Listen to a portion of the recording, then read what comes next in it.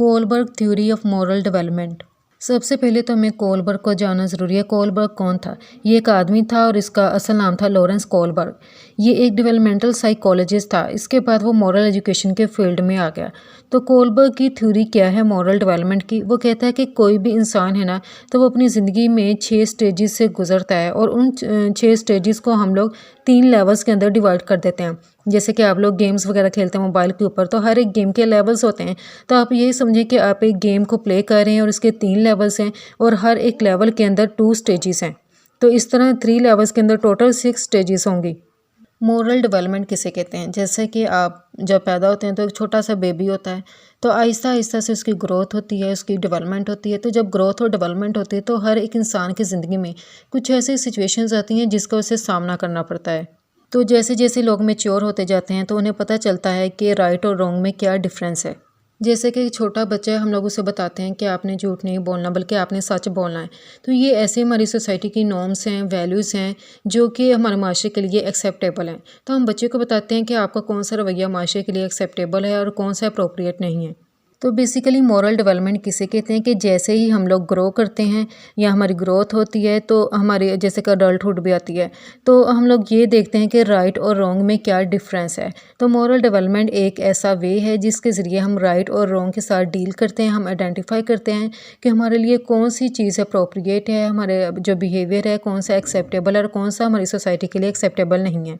इसलिए moral development एक gradual process है। ये नहीं कि एक छोटा सा बच्चा है अभी 2-3 माह का, तो आप तभी से उसको बता दें ये हमारी सोसाइटी के नॉर्म्स एंड वैल्यूज़ हैं। ये बच्चा 1 साल का है क्योंकि उसकी उतनी सेंस डेवलप ही नहीं हुई होती।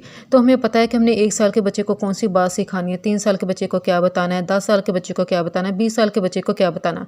यानी कि जैसे ही उसका मेच्योरिटी का लेवल इंक्रीज़ होता है तो हम उसी के अकॉर्डिंग ही उसको चीज़ें सिखाते हैं। तो कोलबर्ग जो है उसने हमारी जो लाइफ है, आप यही कह सकते हैं कि जो मॉरल डेवलपमेंट है कि इसको उसने कहा कि हम 3 लेवल्स के अंदर डिवाइड कर सकते हैं। सबसे पहले हम लोग मॉरल डेवलपमेंट के 3 लेवल्स देख लेते हैं। फर्स्ट लेवल है इसका प्री कन्वेंशनल लेवल और सेकंड लेवल है इसका कन्वेंशनल लेवल और थर्ड लेवल है इसका पोस्ट कन्वेंशनल लेवल। अब यहाँ पर देख सकते हैं कि हर एक लेवल की 2 स्टेजेस हैं। सबसे पहले हम फर्स्ट लेवल को देख लेते हैं। जब बच्चे की उम्र 3 से लेकर 7 साल के दरमियान तक होती है तो इस लेवल को हम बोलते हैं प्री कन्वेंशनल लेवल।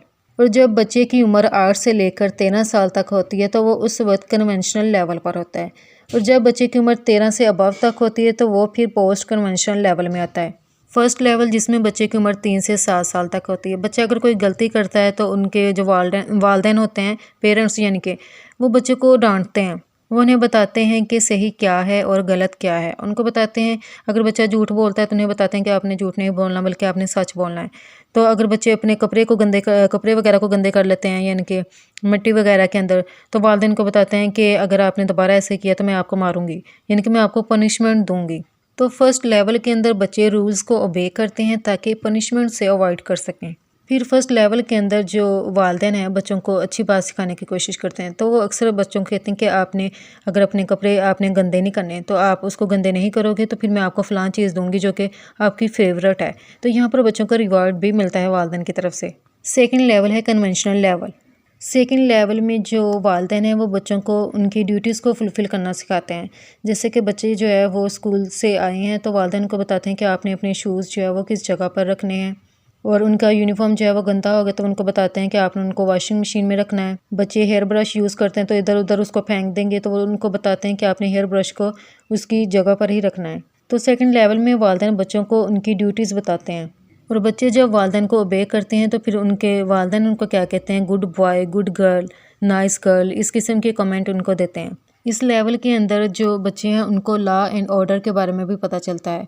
तो बच्चे कहते हैं कि हम लोग लॉ और ऑर्डर जो है उसको मेंटेन करना चाहते हैं। जैसे कि स्कूल के अंदर उनको ये कहा जाता है जब कैंटीन में उन्होंने कोई चीज़ लेनी है कि वो रो वगैरह में खड़े हों और फिर ही उनको मिलेगी। थर्ड लेवल है पोस्ट कन्वेंशनल लेवल।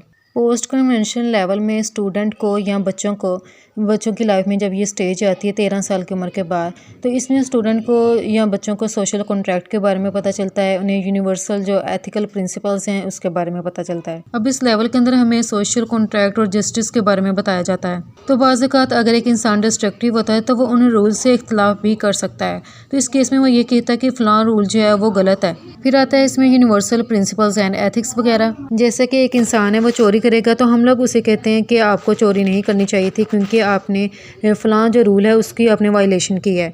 इस तरह अगर एक ड्राइवर जो है ट्रैफिक सिग्नल को तोड़ता है तो हम उसे बताते हैं कि आपने जो है ट्रैफिक के जो कवानीन है उसकी खिलाफ वर्जी की है। तो पोस्ट कन्वेंशनल लेवल एक ऐसी स्टेज है जिसके अंदर हमें यूनिवर्सल एथिकल प्रिंसिपल्स के बारे में, सोशल कॉन्ट्रैक्ट के बारे में, लॉ एंड जस्टिस के बारे में पता चलता है। पोस्ट कन्वेंशनल स्टेज में सोशल कॉन्ट्रैक्ट के अंदर हम ये भी देखते हैं कि जितने भी लाज वगैरह बनाए गए हैं उसको बनाने की क्या रीज़न है, क्योंकि कानून के आगे हम इस्लाम के अंदर तो यही कहते हैं कि कानून के आगे जो सभी लोग बराबर हैं। तो कानून इसलिए ही बनाए गए हैं ताकि सभी लोगों को इंसाफ मिल सके, क्योंकि कानून की नज़र में सभी लोग बराबर हैं। ये वाला क्वेश्चन यूनिट नंबर 2 का है और ये इम्पोर्टेंट भी है।